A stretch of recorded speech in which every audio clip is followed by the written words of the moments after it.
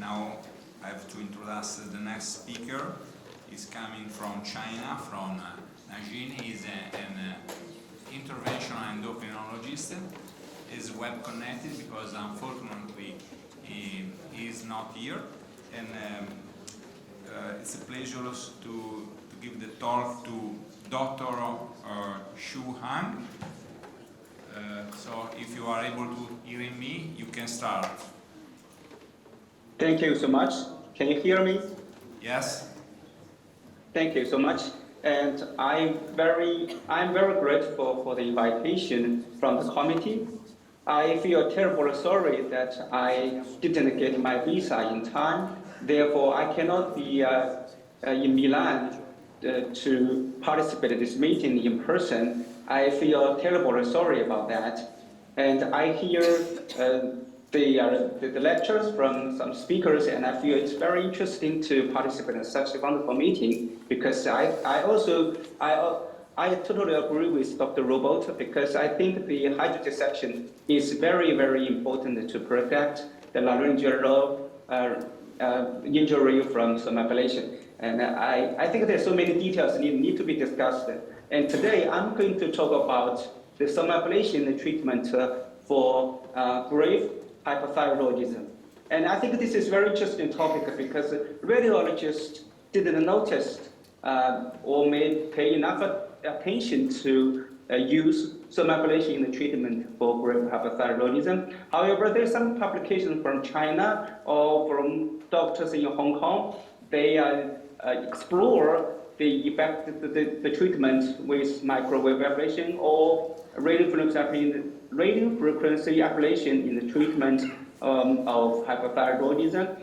And currently we use some ablation in the treatment for thyroid disease or parathyroidism in our institute, including non-functioning parathyroid, nodular goiter, even in the patient with Paget syndrome, and all the functional thyroid, low-risk papillary microcarcinoma, recurrent thyroid carcinoma, metastatic lymph node, and thyroid schwannomas. And I also treat nearly 40 patients with grave hypothyroidism, and including some patients with primary hyperparathyroidism, even in the patients with multiple endocrine neoplasm type 1. And the results is very interesting. If we have more time or more opportunity, I would like to share some of them.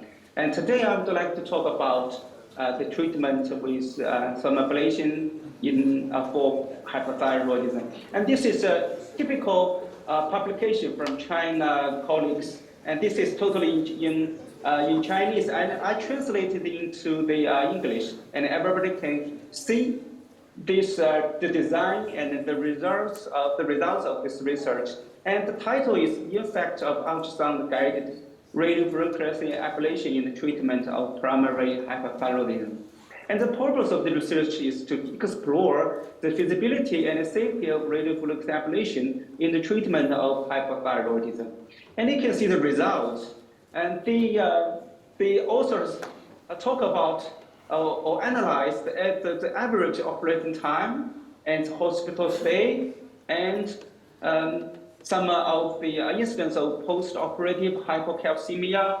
And they also discuss about the thyroid dysfunction.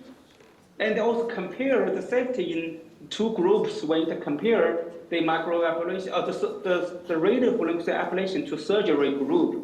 And then they make the conclusion that ultrasound-guided radiofrequency ablation for treatment of primary hypothyroidism is safe, effective, and feasible, and has a little impact on the cosmetic image, so it is worth promoting. If you go through all these publications in China, or even one publication from Hong Kong in international journal, you can see the primary outcomes of these results. They talk about the symptoms. They talk about the volume of thyroid glands after some ablation, but they never talk about the changes of antithyroid drug dosage. They never talk about the dosage of antithyroid drugs. I think the common problem of these research is they also talk about, they just the improvement of symptoms, they never talk about the relapse rate or remission rate. So I think there are some problems bothering our colleagues to use some ablation in the treatment of hypothyroidism.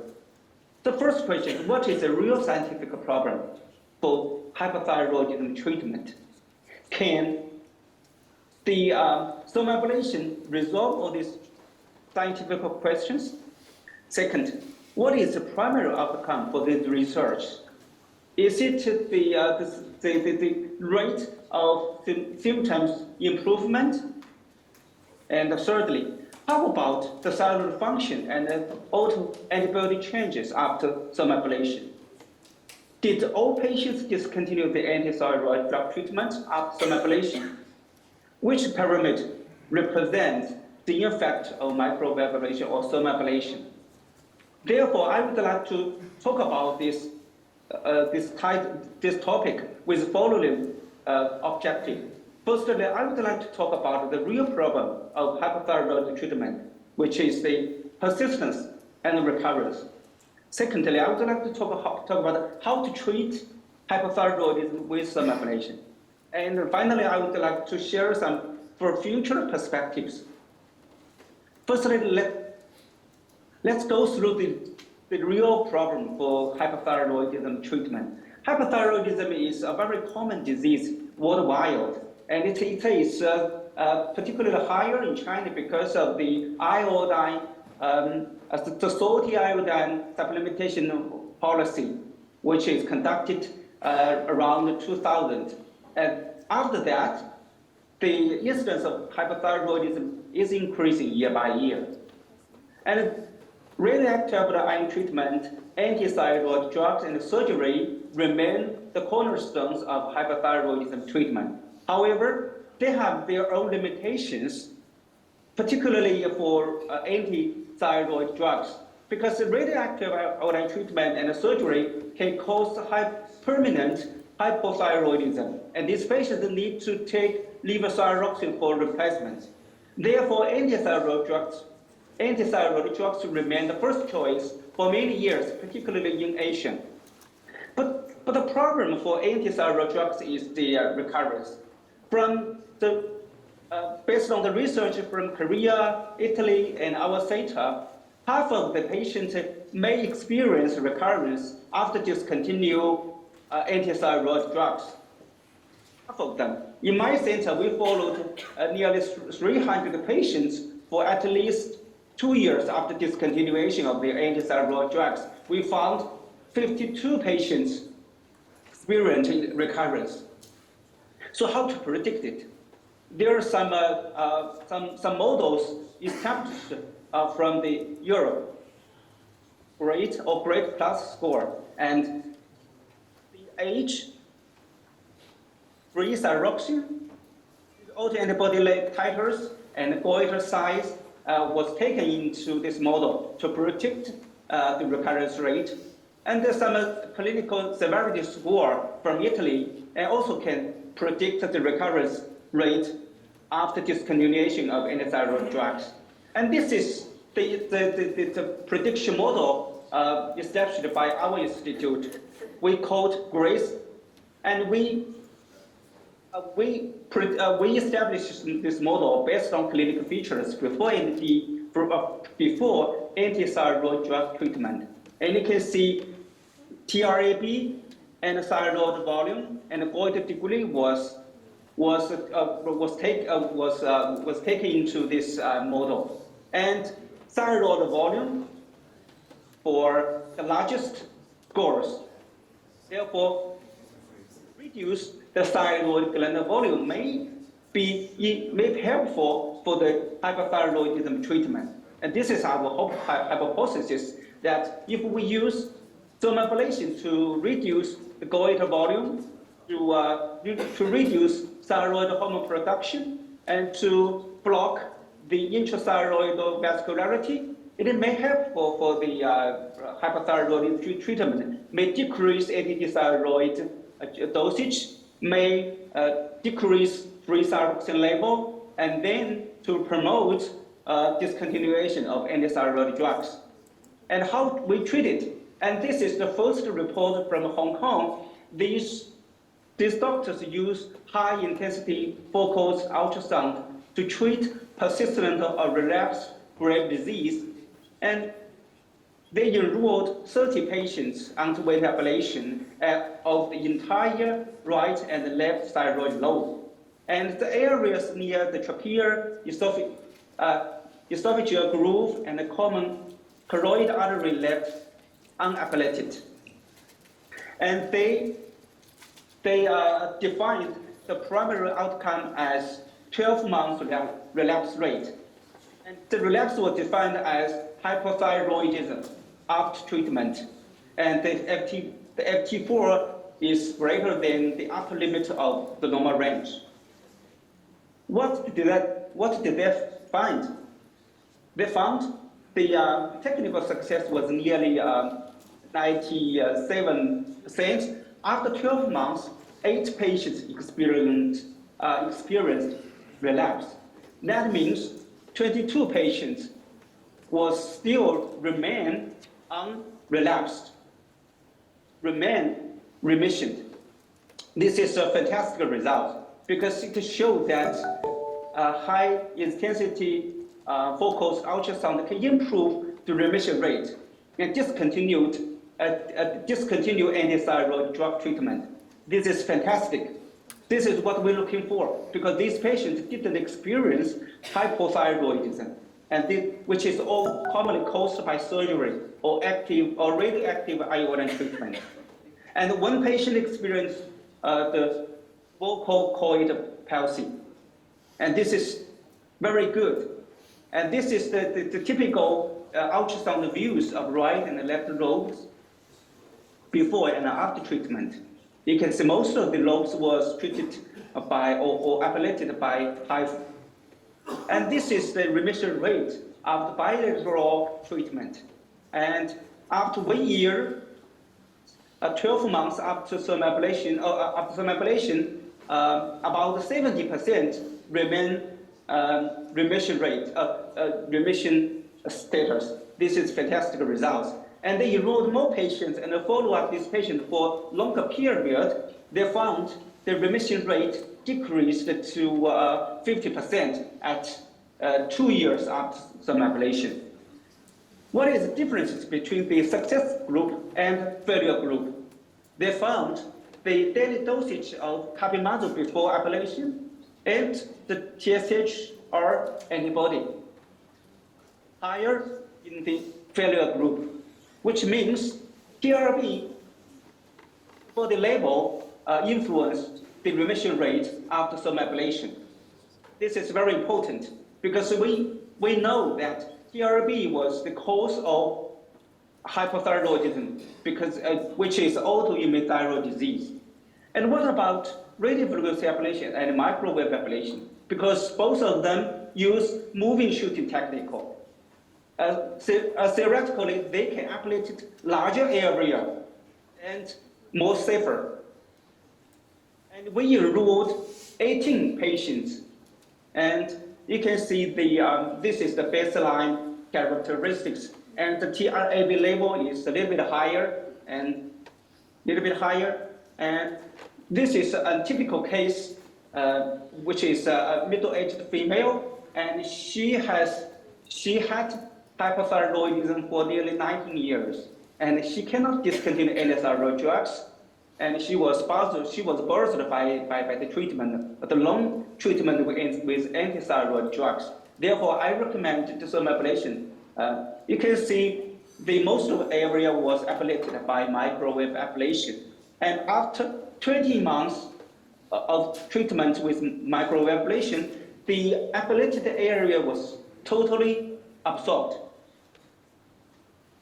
And what about the thyroid volume, TRAB, and the methimazole dosage? You can see the thyroid volume was significantly reduced, and the methimazole dosage was significantly reduced to about 5 milligrams per day.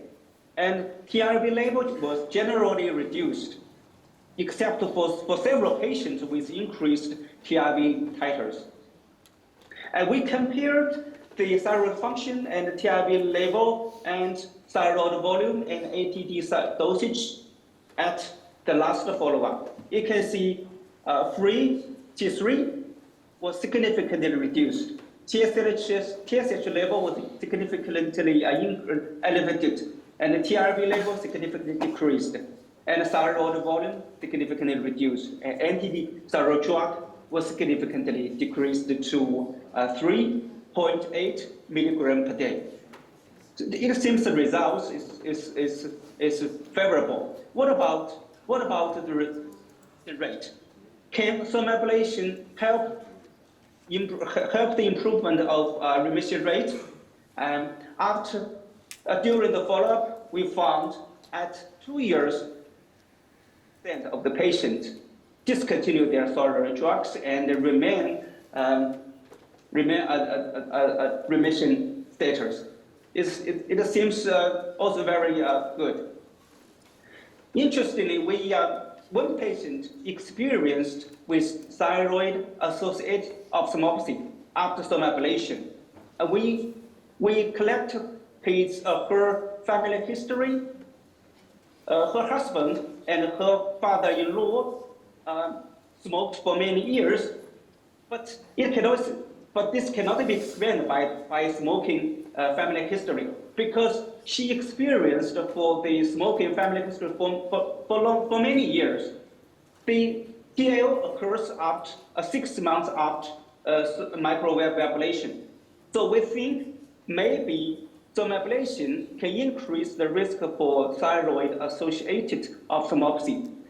And this patient was treated with rituximab and methylprednisolone, and her signs and symptoms were significantly improved.